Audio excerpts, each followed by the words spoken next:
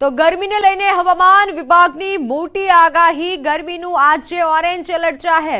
તાપમાનનો પારો 43 થી 45 ડિગ્રી સુધી જઈ શકે છે।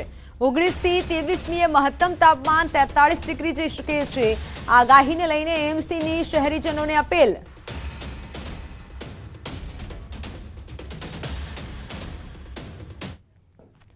તો એએમસીની શહેરીજનોને અપીલ, બહાર જતી વખતે પાણીની બોટલ સાથે રાખવી, પુષ્કળ પ્રમાણમાં પ્રવાહી પીવા જોઈએ, લીંબુ શરબત, છાશ, નાળિયેર પાણીનું સેવન કરવું જોઈએ, તાજા ફળો અને શાકભાજી ખાવા જોઈએ।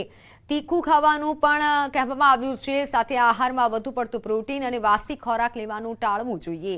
ચા, કોફી અને સોડાવાળા પીણા પર નિયંત્રણ રાખો। બહાર જતી વખતે છત્રી, ટોપી કે પછી સ્કાર્ફ સાથે રાખવું। લાંબો સમય તડકામાં ન રહેવું જોઈએ। સાથે જ અપીલ કરવામાં આવી છે કે આછા રંગના તેમજ ઢીલા સુતરાઉ કપડાં પહેરવા। કામ કરતી વખતે થોડા સમય વિરામ પણ લેવો જોઈએ। નાના બાળકો, વૃદ્ધો અને સગર્ભા સ્ત્રીઓનું ખાસ ધ્યાન રાખવું।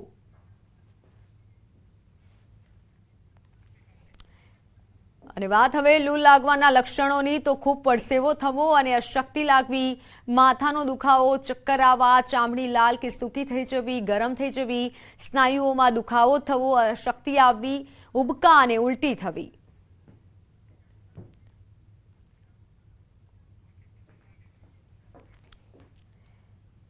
તો અમદાવાદમાં ગરમીનો પારો, રોગચાળા સામે તકેદારી રખાઈ રહી છે। રોગચાળાની ભીતિના પગલે આરોગ્ય વિભાગ સતર્ક છે।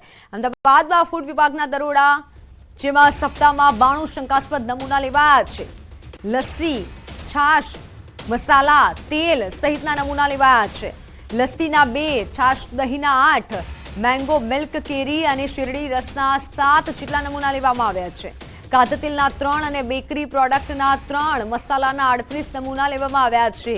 અન્ય પ્રોડક્ટના 32 જેટલા નમૂના લેવાયા છે। આમ કુલ 92 શંકાસ્પદ નમૂના લેવાયા છે।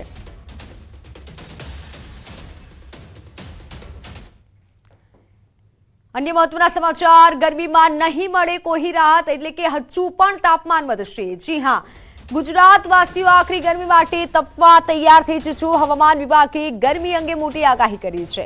ગુજરાતના 6 જિલ્લામાં હીટવેવની આગાહી છે। 5 દિવસ સુધી 6 જિલ્લામાં હીટવેવની આગાહી કરાઈ છે। કચ્છ, સુરેન્દ્રનગર, પોરબંદર, જૂનાગઢ, ભાવનગર અને વલસાડમાં હીટવેવની આગાહી કરવામાં આવી છે।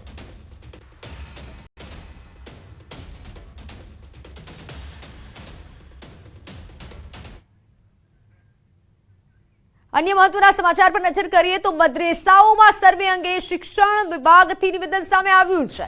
સ્કૂલ બોર્ડના શાસન અધિકારીનું મહત્વનું નિવેદન। રાજ્ય સરકારે બાળકોના પ્રાથમિક શિક્ષણની ચિંતા કરી છે। આરટીઈ હેઠળ બાળકોને ફ્રી શિક્ષા આપવામાં આવે છે। ધાર્મિક શિક્ષણ સાથે પ્રાથમિક શિક્ષણ પણ જરૂરી છે। પ્રાથમિક શિક્ષણ મળે છે કે નહીં તે અંગે સરકારે ચિંતા કરી છે। બોર્ડના શાસન અધિકારીના મતે અમદાવાદ શહેરમાં મદ્રેસાઓમાં બાળકોને ધાર્મિક શિક્ષણની સાથે પ્રાથમિક શિક્ષણ મળે છે કે નહીં તેની રાજ્ય સરકારે ચિંતા કરી છે।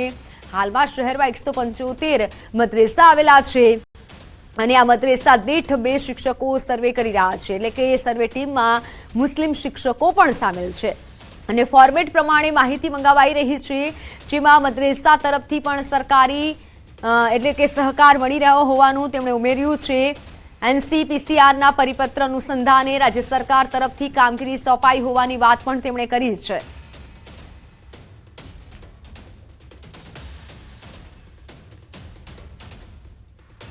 બાળકોને ધાર્મિક શિક્ષણ આપવામાં આવે એની સાથે રાજ્ય સરકારને કે સ્થાનિક સત્તાતંત્રને કોઈ વાંધો નથી, પરંતુ બાળકોના મૂળભૂત અધિકારોનું જે પ્રાથમિક શિક્ષણ મળવું જોઈએ એની ચિંતા શિક્ષણ વિભાગ દ્વારા રાજ્ય સરકાર દ્વારા કરવામાં આવેલી છે।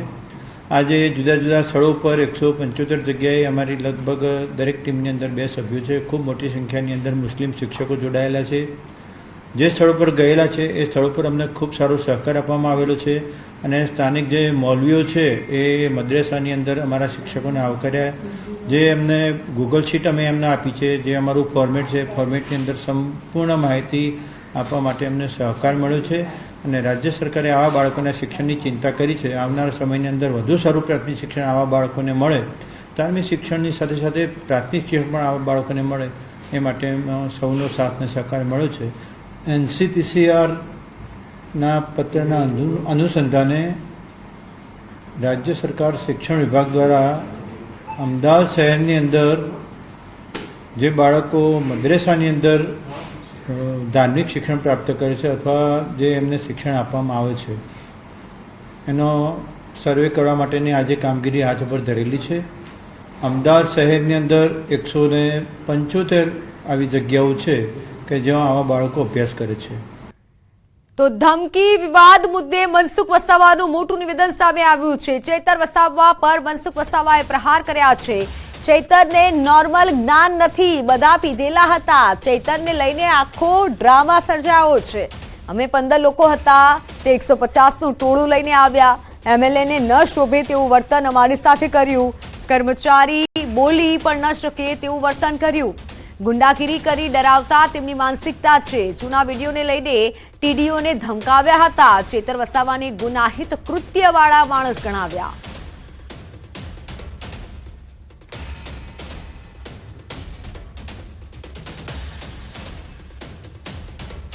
આખું ટોળું લઈને ચૈતરભાઈ વસાવા આવ્યા, લગભગ 150 જેટલા લોકો, અને એમાં મોટા ભાગના દારૂ પીધેલા હતા, અને આખો ઓફિસનો અમારો ઘેરાવો કરી લીધો. હવે એમને કઈ બાબતમાં આ આખું કરવાની ફરજ પડી એ કંઈ સમજાતું નથી, પણ એમને એટલે એ પ્રકારનું એટલું ખરાબ વર્તન કર્યું. ગઈકાલે એક ધારાસભ્ય ન શોભે એ પ્રકારનું વર્તન અમારી સાથે કર્યું. કેટલાક કર્મચારીઓ સાથે પણ એમને આ પ્રકારનું વર્તન કર્યું. જે કર્મચારી બોલી શકે સ્થિતિ નથી, પણ એક ડરાવવાના ધમકાવવાના એના પ્રયત્નો છે. પણ મારે એટલા માટે ડેડેપાડા તાત્કાલિક જવું પડ્યું કે મને જે માહિતી મળી તે પ્રકારે એક તાલુકા વિકાસ અધિકારીને એને ડરાયા હતા, ધમકાયા હતા. તો નર્મદાના રાજકારણમાં ફરી એકવાર ગરમાવો આવ્યો છે. મનસુખ વસાવા અને ચૈતર વસાવા આમને સામને. ચૈતર વસાવા પર ટીડીઓને ધમકી આપ્યાનો આરોપ છે. બંધ ઓફિસમાં ધાક ધમકી આપી હોવાનો આરોપ છે. મનસુખ વસાવાએ સોશિયલ મીડિયામાં પોસ્ટ કરી છે.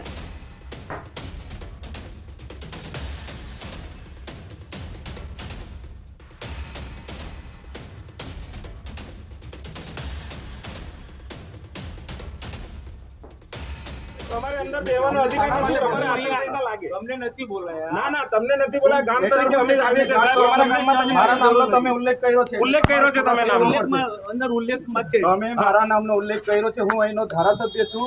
લોકસભાની નથી